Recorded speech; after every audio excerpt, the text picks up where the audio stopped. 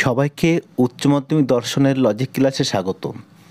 আজকের ক্লাসে সমাধান করব 2024 সালে উচ্চ মাধ্যমিকের যে এবিটি কোশ্চেন পেপার বেরিয়েছে সেই কোশ্চেন পেপারের দর্শনের পেজ নাম্বার 227 পেজের যে লজিকগুলি আছে সেগুলি সমাধান করব।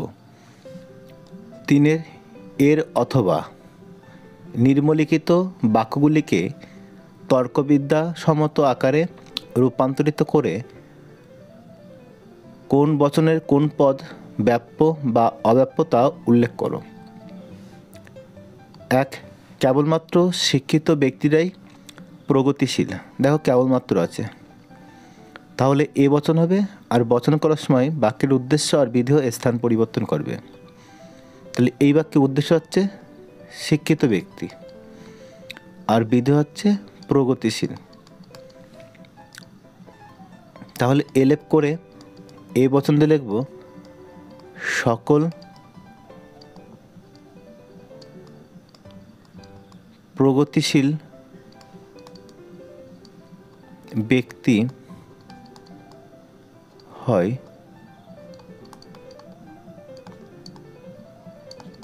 শিক্ষিত ব্যক্তি। উদ্দেশ্য ব্যাপ্য বিধেয় অব্যাপ্য। 2. শোষকরা কখনোই সাম্যবাদী নয়। দেখো কখনোই নয় আছে, ই বচন হবে, তাহলে এলেপ করে ই বচন দিয়ে লিখব কোনো শোষক নয় সাম্যবাদী। উদ্দেশ্য ব্যাপ্য বিধেয় ব্যাপ্য। 3. অসৎ ব্যক্তিরা কদাচিৎ সুখী হয়। দেখো কদাচিৎ আছে, ব্যতিক্রম নিয়ম। সদার্থক হলে ও বচন আর নঙর্থক হলে আই বচন। যেহেতু সদার্থক আছে ও বচন হবে, এলেপ করে ও বচন দিয়ে লিখব কোনো কোনো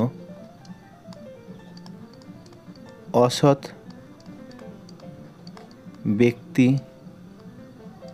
নয় সুখী। উদ্দেশ্য অব্যাপ্য বিধেয় ব্যাপ্য। 4. সাদা হাতি আছে। দেখো আছে আছে, তাহলে এটা আই বচন হবে, কারণ সব হাতি সাদা রঙের হয় না, কোনো কোনো হাতি হয় সাদা। তাহলে আই বচনে লিখব কোনো কোনো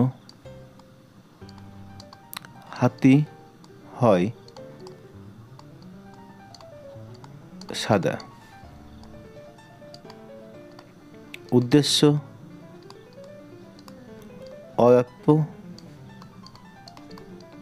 আর বিধেয় অব্যাপ্য। বীর অথবা নিম্নলিখিত বাক্যগুলিকে তর্কবিদ্যাসম্মত আকারে রূপান্তরিত করে আবর্তনে বিবর্তন করো। 1. শিশুরা ছাড়া আর কেউ সরল নয়। দেখো ছাড়া আছে আর নয় আছে, তাহলে কেবলমাত্র নিয়ম হয়ে যাবে, এ বচন হবে, এলেপ করে এই বচন দিয়ে লিখব। দেখো এই বাক্যের উদ্দেশ্য শিশু আর বিধেয় হচ্ছে সরল, তাহলে যখন বচন করবো তখন কী হবে, চেঞ্জ হবে। সকল সরল বাচ্চা হয় শিশু। তাহলে প্রথমে আবর্তন কমপ্লিট করতে হবে, তাহলে পাশে লিখতে হবে আবর্তনীয়। একে আবর্তন করলে এ থাকলে আই বচন হবে, এলেপ করে আই বচন দিয়ে লিখব কোনো কোনো। দেখো আবর্তনে কি হয়, উদ্দেশ্য আর বিধেয় স্থান পরিবর্তন করে, তাহলে শিশু আগে আসবে, কোনো কোনো শিশু হয় সরল বাচ্চা, পাশে লিখব আবর্তিত। এবার যেটা আবর্তিত করলাম যে বচনকে, তাকে বিবর্তন করব, তাহলে আয় থাকলে ও বচন হবে। তাহলে অতএব চিহ্ন দিয়ে এলেপ করে ও বচন দিয়ে লিখব কোনো কোনো। দেখো বিবর্তনের ক্ষেত্রে উদ্দেশ্যবাদ এক হবে, তাহলে শিশু হবে এখানে শিশু, তারপরে গুণের পরিবর্তন হবে নয়, আর বিধেয় পদের আগে অবযুক্ত, তাহলে অ সরল বাচ্চা, পাশে লিখব বিবর্তিত। 2 বৃত্তাকার বর্গক্ষেত্র নেই, দেখো নেই আছে, ই বচন হবে, এলেপ করে ই বচন। উদ্দেশ্য কি?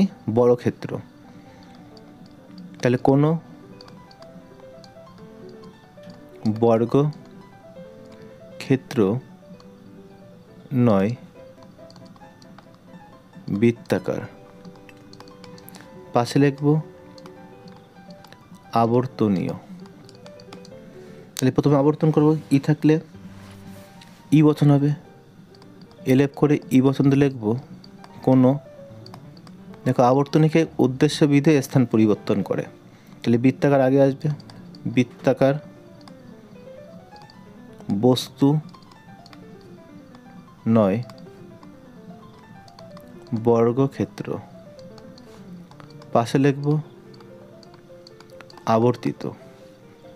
একে বিবর্তন করব, তাহলে ই থাকলে এ বচন হবে বিবর্তন ক্ষেত্রে, এলেপ করে এ বচন দিয়ে লিখব সকল, আর বিবর্তনে কি উদ্দেশ্য এক হয়, তাহলে বৃত্তাকার বস্তু গুণের পরিবর্তন হয়, হয় বিধেয় পদের আগে অবযুক্ত, তাহলে অ বর্গক্ষেত্র, পাশে লিখব বিবর্তিত। 3 যেখানে ধূম সেখানেই বন্যী, এ বচন হবে, এলেপ করে এ বচন লিখব সকল ধূম যুক্ত স্থান হয়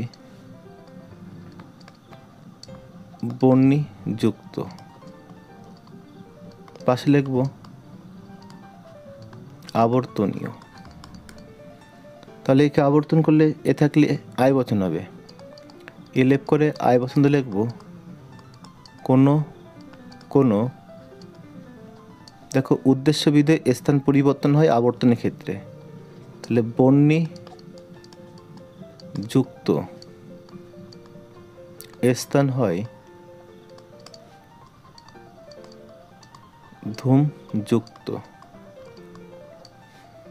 পাশে লিখব আবর্তিত। একে বিবর্তন করব, তাহলে আয় থাকলে ও বচন হবে, তাহলে অতএব চিহ্ন দিয়ে এলেপ করে ও বচন দিয়ে লিখব কোনো কোনো। দেখো বিবর্তনে কি উদ্দেশ্য এক হবে, তাহলে বন্যী যুক্ত স্থান, গুণের পরিবর্তন হবে নয়, বিধেয় পদের আগে অবযুক্ত, অ ধূম যুক্ত, পাশে লিখব বিবর্তিত। 4 সব সাধু ধার্মিক নয়, দেখো সব আছে আর নয় আছে, ও বচন হবে, এলেপ করে ও বচন দিয়ে লিখব কোনো কোনো। উদ্দেশ্য কি? সাধু, কোনো সাধু নয় ধার্মিক, পাশে লিখব আবর্তনীয়। দেখো ও বচনকে আবর্তন করলে আমরা জানি ও বচন আবর্তন হয় না, তাহলে অতএব চিহ্ন দিয়ে লিখব ও বচনের আবর্তন সম্ভব নয়। বিবর্তন যেহেতু ও বচনে আবর্তন সম্ভব নয়, সেহেতু বিবর্তন করা যাবে না, তার মধ্যে লিখতে হবে যেহেতু ও বচনের আবর্তন সম্ভব নয়, সেহেতু বিবর্তন করা যাবে না। সিদাক নিম্নলিখিত যুক্তিগুলিকে আদর্শ আকারে রূপান্তরিত করে তাদের মূর্তি ও সংস্থান উল্লেখ করো এবং বৈধতা বিচার করো। 1. কোনো কবি অমর নয় যেহেতু যে কোনো কবি মানুষ এবং মানুষ অমর নয়। তাহলে প্রথম কাজ সিদ্ধান্ত খুঁজে বের করা। সিদ্ধান্ত কোনটা? যেহেতুর আগের বাক্য। কোনো কবি অমর নয়, তাহলে দুটো বাক্য ফাঁকা রেখে আমরা সিদ্ধান্ত লিখব। কী বচন হবে? ই বচন। কোনো কবি নয় অমর। দেখো আমরা দুটো পদ পেলাম, একটা পক্ষপদ পেলাম এস আর সাধ্যপদ পেলাম অমর পি।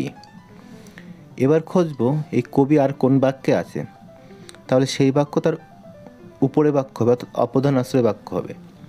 তাহলে যে কোনো কবি মানুষ, এটা অপধান আশ্রয় বাক্য হবে। কী বচন হবে? এ বচন। এলেপ করে এই বচন দিয়ে লিখবো সকল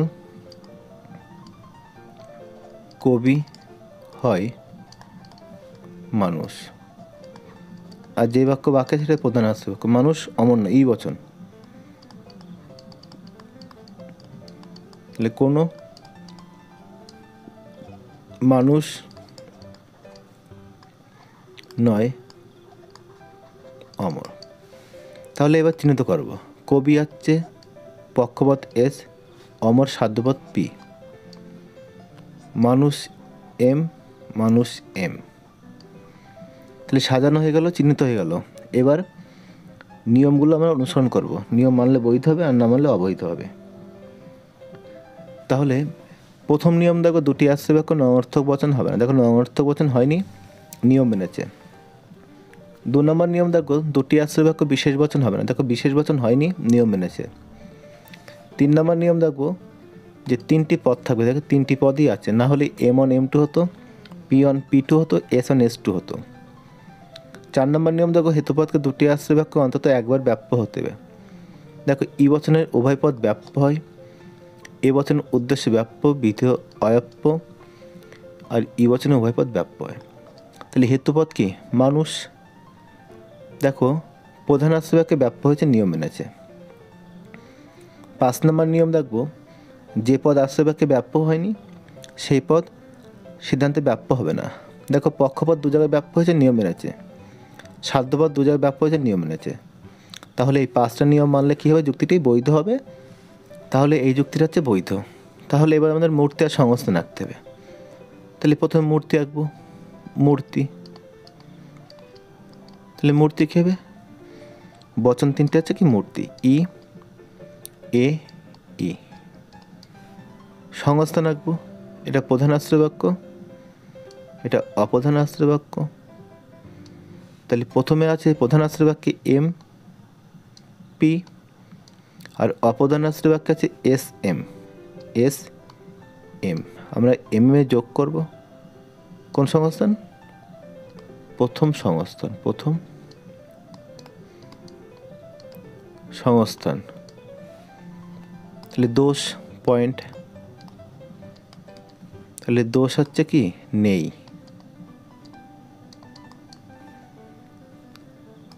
ব্যাখ্যা পয়েন্ট করে লিখতে হবে এইভাবে, উপরিক্ত যুক্তিটি নিরপেক্ষ ন্যায়ের উদাহরণ, যুক্তিটি বৈধ কারণ ন্যায়ের সকল নিয়ম মানা হয়েছে, এটি প্রথম সংস্থানে বৈধ মূর্তি। তাহলে বৈধ মূর্তির নাম কি হবে? সিলারেন্ট, CELARENT।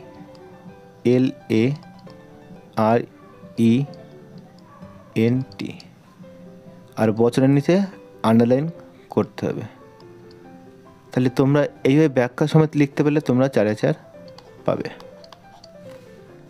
2 দাগ, সে অবশ্যই ভীরু কারণ সে অসৎ এবং কেবল অসৎ লোকেরাই ভীরু। তাহলে প্রথম কাজ সিদ্ধান্ত খুঁজে বের করা। সিদ্ধান্ত কোনটা? কারণের আগের বাক্য, সে অবশ্যই ভীরু। তাহলে দুটো বাক্য ফাঁকা রেখে আমরা সিদ্ধান্ত লিখব। কী বচন হবে? এ বচন হবে। সে হয় ভীরু, সে হয় ভীরু ব্যক্তি। দেখো দুটো পদ পেলাম, একটা পেলাম পক্ষপদ সে, আর ভীরু ব্যক্তি হচ্ছে সাধ্যপদ পি। এবার খুঁজবো এই সে আর কোন বাক্যে আছে, তাহলে সেই বাক্য তার উপরে বাক্য হবে। দেখো সে অসৎ, তাহলে এটা অপ্রধান আশ্রয় বাক্য। এ লেপ করে এই বসন্ত লিখবো, সে হয় অসৎ। দেখো বাকি আছে কেবল অসৎ লোকেরাই ভীরু। দেখো এ বচন হবে আর উদ্দেশ্যবিদে স্থান পরিবর্তন করবে, তাহলে এটা প্রধান আশ্রয় বাক্য। এলেপ করে এই বচন লিখবো, সকল ভীরু ব্যক্তি হয় অসৎ। তাহলে এবার কাজ চিহ্নিত করা। সে হচ্ছে পক্ষপদ এস, ভীরু ব্যক্তি সাধ্যপদ পি, অসৎ ব্যক্তি অসৎ হচ্ছে হেতুপদ। তাহলে এবার পরপর নিয়ম অনুসরণ করব। নিয়ম মানলে বৈধ হবে আর না মানলে অবৈধ হবে। তাহলে 1 নম্বর নিয়ম দেখো, দুটি আশ্রয় বাক্য নঅর্থক বচন হবে না। দেখো নঅর্থক বচন হয়নি, নিয়ম মেনেছে। 2 নম্বর নিয়ম দেখো, দুটি আশ্রয় বাক্য বিশেষ বচন হবে না। দেখো বিশেষ বচন হয়নি, নিয়ম মেনেছে। 3 নম্বর নিয়ম দেখবো যে 3টি পদ থাকবে, দেখো 3টি পদই আছে, না হলে M1 M2 হতো, P1 P2 হতো, S1 S2 হতো। 4 নম্বর নিয়ম দেখবো, হেতুপদকে দুটি আশ্রয় বাক্যে অন্তত একবার ব্যাপ্য হতে হবে। দেখো এ বচনের উদ্দেশ্য ব্যাপ্য হয়, বিধেয় অব্যাপ্য, ব্যাপ্য অব্যাপ্য, ব্যাপ্য অব্যাপ্য। তাহলে হেতুপদ কি অসৎ, দেখো একবারও ব্যাপ্য হয়নি, তাহলে নিয়ম লঙ্ঘন করেছে, তাহলে এটা অবৈধ এবং অব্যাপ্য হেতুদোষ। তাহলে আমাদের মূর্তি আর সংস্থান রাখতে হবে, তাহলে মূর্তি বলে পয়েন্ট করব। তাহলে মূর্তি কী হবে, বচন 3টে হচ্ছে মূর্তি। সংস্থান রাখবো, এটা প্রধান আশ্রয় বাক্য, এটা অপ্রধান আশ্রয় বাক্য। তাহলে প্রধান আশ্রয় প্রথমে পি আছে, তারপরে এম, তাহলে লিখবো পি আর এম।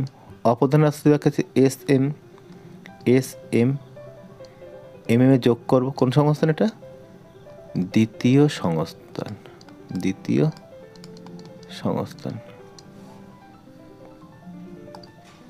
তাহলে দোষ বলে পয়েন্ট, কি দোষ, যে অবৈধ এবং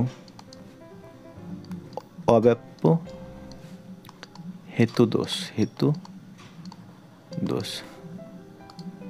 ব্যাখ্যা পয়েন্ট করে লিখতে হবে এইভাবে, উপরিক্ত যুক্তিটি নিরপেক্ষ ন্যায়ের উদাহরণ, যুক্তিটি অবৈধ এবং অব্যাপ্য হেতুদোষ। কারণ ন্যায়ের নিয়ম হলো হেতুপদকে দুটি আশ্রয় বাক্যে অন্তত একবার ব্যাপ্য হতে হবে। এই নিয়ম মানা হয়নি, কেননা হেতুপদ অসৎ প্রধান ও অপ্রধান আশ্রয় বাক্যের এ বচনের বিধেয় স্থান থাকায় একবারও ব্যাপ্য হয়নি, তাই যুক্তিটি উপরিক্ত দোষে দুষ্ট। এটা লিখতে পেলে তোমরা 4 পাবে। ক্লাসটি ভালো লাগলে লাইক করো, তোমাদের বন্ধুদের শেয়ার করো, আর যারা আমার এই চ্যানেলে নতুন তারা অবশ্যই চ্যানেলটিকে সাবস্ক্রাইব করো। আবার দেখা হবে পরের ক্লাসে। সে পর্যন্ত সবাই ভালো ও সুস্থ থেকো।